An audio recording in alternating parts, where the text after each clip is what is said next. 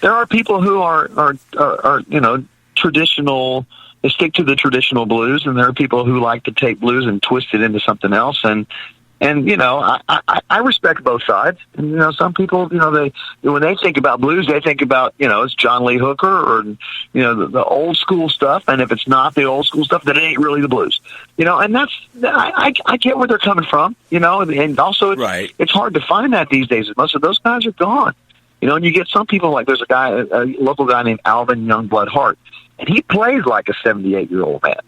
And you don't find many people these days who can really pull off the old school real deal. So in some ways, you kind of have to bend your perception of what the blues are, because the blues it's always been changing. It's always those jump blues, and there's funky type blues, and there's always been a radical different type of blues every 10 years or so. But there are some people who they're pretty stuck on it, having to be traditional, and I respect that. I don't have any problem with that. But me personally, as a guy who's been brought up on Beale Street, I've heard every kind of blues there is to play or to hear or and I agree with like it all. I'm not stuck in any particular rut. I'm capable of allowing my brain to slide over into whatever particular blues idiom somebody wants to take me to.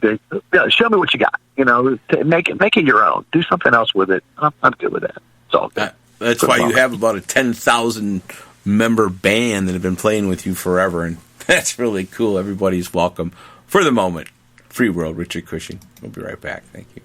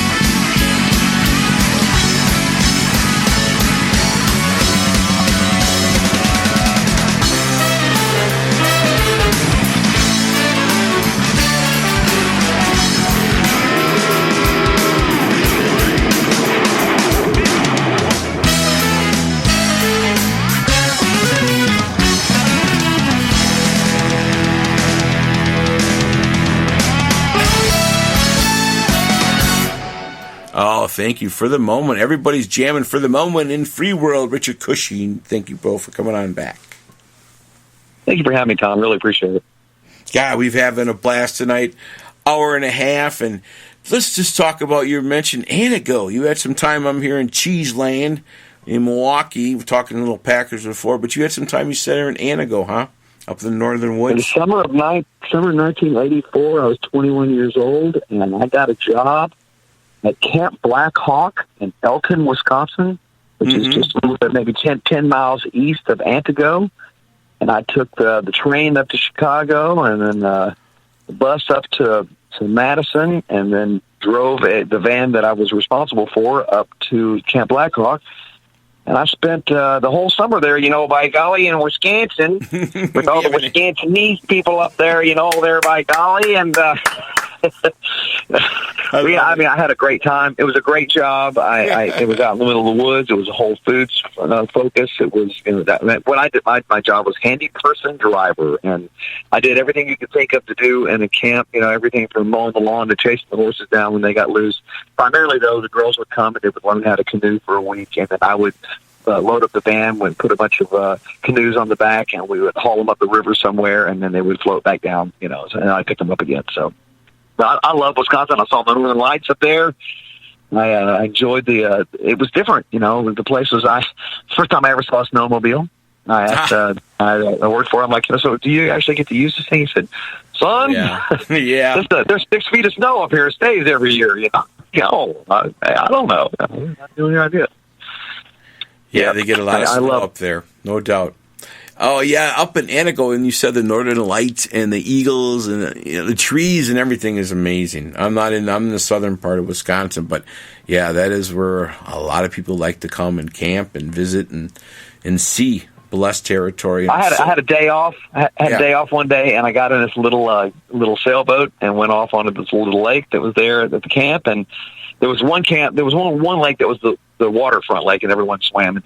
I was over on the other lake, which was, they didn't, pretty much stayed off of it. It had a bog, and but I was floating out on this lake, minding my own business, and an osprey dove down, like almost right next to the boat I was in, a little sunfish sailboat, and it grabbed a fish, and it took off. And it got right about to the height of the mast of the little sailboat I was on, and this bald eagle dove at the osprey, freaked it out. The osprey dropped the fish, and the eagle circled down and grabbed the fish before it hit the water and took off. And this is all happened like within 20 yards of my face. I'm laying on this little boat, and I'm like going, "Wow, this is Wisconsin, trippy." But we were also on a CD a while back. It was a Wisconsin ska CD, Wisconsin ska, and we have a song. Like that. We had a song off one of our earlier records that was a ska tune. That was I don't know how these people heard about us or found out about us, but next thing you know, we were on a compilation record that was based in Wisconsin. So I got a Wisconsin connection, Free World in Wisconsin. That's a good thing. Yeah, hey, and I guess we do have a little accent. I guess we got an accent down here in Memphis too. Now I can talk like my daddy. Don't act like I can't talk like my daddy now. But it's not as cool as the British. No, the British, you gotta like that accent. That rocks. That's what I always thought. Well, that's can't fake that one. No way. Oh, my friend Richard Cushing. Wow, what a great time. Walking through Memphis, Beale Street, your band, everybody you're just a legend there. And so many cool things you do for so much karma you've passed on. And, let's hope let's get back to what's really going on, that you'll be back real soon, helping everybody and, and pray for everybody. I don't know. I went upstairs, the news is on, and I guess that's what's going, but not for the moment. We were rocking and rolling here, my friend. Thank you. You know what I'm hoping? After back in the way back times, there was the plague, and after the plague, and many people died, and it was a really awful time. It was immediately after that there was the Renaissance, and when that went away, and it was one of the most flourishing times of intellectualism and art, and amazing things occurred, and science. So we can only hope that after this time, perhaps there'll be a new Renaissance. That's my hope. Yeah, for sure. Well, Eve waits. What about that tune? That's a great one we're going to end up with. That's a cool This is a great one to end with. It's also the last song on the record. This was not recorded at Ardent with all the rest of the songs. This was recorded at Andy's home studio, the guitar player. And it's copious. I think it's over 100 individual tracks on this song. And Andy built it, one little piece at a time. It's mostly Andy himself. I play a fretless bass on it, and Pete Clowney plays the EWI.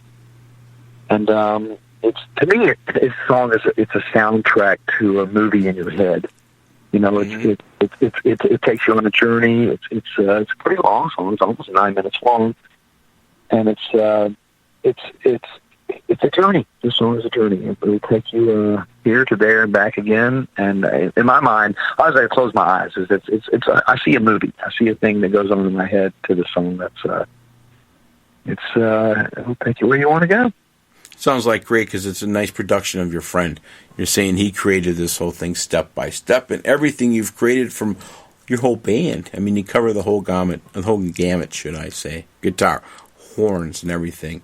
In the Free World Band. What a great band. We're going to hear you soon. More jams. Thank you, my friend Richard Cushing, for coming on the Magoo tonight. Thank you, bro. Tom, thank you so much for having me. Hope to talk to you soon. For sure, bro. Let's rock it out. Here we go. Thanks, bro. Out. Bye now. Bye.